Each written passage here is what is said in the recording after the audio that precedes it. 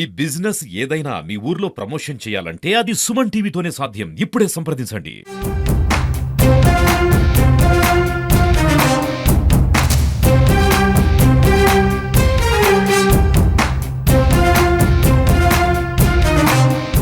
తో పాటు ఉన్నారు ఎమ్మెల్సీ శ్రీకాంత్ గారు. నమస్తే అండి. నమస్తే. సో మహానాడు సక్సెస్ అయింది అనుకోవచ్చా? Super hit. Any doubts? 5 ఏళ్ల పాటు అందరు కార్యకర్తలందరూ కూడా అధికారం లేకపోవడం, వైసీపీ వేధింపుల వల్ల బాగా ఇబ్బందులు పడ్డారని చెప్పి టీడీపీ పదే చెప్తుంది. సో ఇప్పుడు ఒక రకమైన స్వేచ్ఛ వచ్చింది అనుకోవచ్చా? 100% ఈరోజు తెలుగుదేశం పార్టీ ఒక పండగ లాంటి వాతావరణంలో ఈరోజు మహానాడు జరుపుకుంటున్నాం. అది అద్భుతమైన విషయం ఏంటంటే జగన్మోహన్ రెడ్డి గారు నా అడ్డ అని చెప్పుకునేటటువంటి కడప గడ్డ మీద ఈరోజు తెలుగుదేశం పార్టీ ఉమ్మడి జిల్లాలో 10 సీట్లలో 7 సీట్లలో గెలిచి ఆ నూతన ఉత్సాహంతో ఈరోజు మహానాడు జరుపుకుంటున్నాం. 100% వాతావరణం కానీ ఏది కానీ ఇబ్బందులు ఉన్నా కూడా మన గడ్డ మీద తెలుగుదేశం పార్టీ జెండా సత్తా చూపించాలని ప్రతి కార్యకర్త నాయకులు ఈరోజు వచ్చి అద్భుతంగా సక్సెస్ చేశారు మహానాడిని. ఈ రాష్ట్ర భవిష్యత్తుని నిర్ణయించబోయేటటువంటి నిర్ణయాలు ఎన్నో అంశాలు చంద్రబాబు నాయుడు గారు ఈరోజు ఈ మహానాడులో ఇవాళ రేపట్లో ప్రవేశపెట్టబోతున్నారు. పార్టీ పరంగా కూడా ఖచ్చితంగా నారా లోకేష్ గారికి ప్రత్యేకమైన బాధ్యతలు ఇవ్వాలని చెప్పనేసి మేము కూడా చంద్రబాబు నాయుడు గారికి విజ్ఞప్తి చేస్తా ఉన్నాం. సో మీరు కుప్పానికి ఎన్నికలకు సంబంధించినటువంటి బాధ్యతలంతా కూడా చూసారా నియోజకవర్గానికి? ఇప్పుడు కుప్పంలో కూడా చంద్రబాబు గారి సొంత నివాసాన్ని అక్కడ ఏర్పాటు చేశారు. గృహప్రవేశం కూడా పూర్తయింది. సో దాని గురించి ఏం చెప్తారు?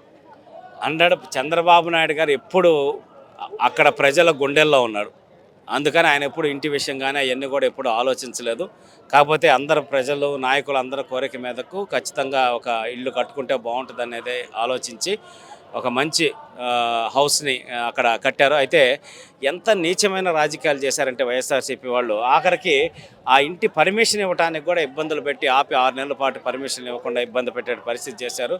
అవన్నీ కూడా లీగల్గా చట్టబద్ధంగా తీసుకొని కట్టి నిన్న రమారమి 30,000 మంది పైచిలకు అందరూ తెలుగుదేశం పార్టీ కుటుంబ సభ్యులు అందరూ వచ్చి ఆ కార్యక్రమాన్ని దిగ్విజయం చేసి చంద్రబాబు నాయుడు గారిని కుటుంబాన్ని కూడా బ్లెస్ చేసి వెళ్ళటం జరిగింది. సో ఇక మీదట అటు అమరావతిలో ఎంత టైంని కేటాయిస్తున్నారో అంతో కొంత కుప్పం నియోజకవర్గంలోనే ఆ ఇంటి నుంచి కూడా ప్రజలకు అందుబాటులో ఉండే అవకాశం ఉందంటారా? ఖచ్చితంగా ప్రతి 3 నెలలకి ఒకసారి చంద్రబాబు నాయుడు గారు వస్తున్నారు. 3 రోజుల పాటు పర్యటన, అన్ని కార్యక్రమాలు చేయటం. దానికి తోడు ఈరోజు నారా భువనేశ్వర్ గారు ఎన్టీఆర్ ట్రస్ట్ తరఫున ఎలక్షన్స్కి ముందే ఎన్టీఆర్ సంజీవని క్లినిక్ పెట్టారు, మొబైల్ క్లినిక్ పెట్టారు, ఉమెన్కి ట్రైనింగ్ పెట్టారు, కుటుంబ మిషన్ శిక్షణ కావచ్చు, సెల్ఫ్ ఎంప్లాయ్మెంట్ రిలేటెడ్ యాక్టివిటీస్ అన్నీ చేశారు.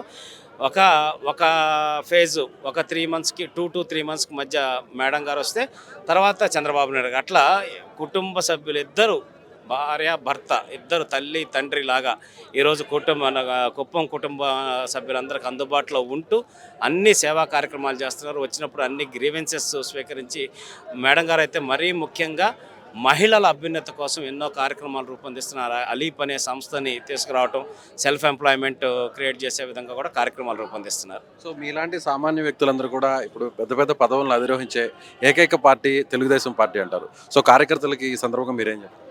100% నేనే ప్రత్యక్ష ఉదాహరణ. నేను నాతో పాటు గెలిచిన రాంగోపాల్ రెడ్డి గారు, అట్లాగే విజయనగరం ఎంపీగా గెలిచినటువంటి అప్పలనాయుడు గారు, మేమందరం కూడా సామాన్య తెలుగుదేశం పార్టీ కార్యకర్తలుగా జీవితం ప్రారంభించిన వాళ్ళమే.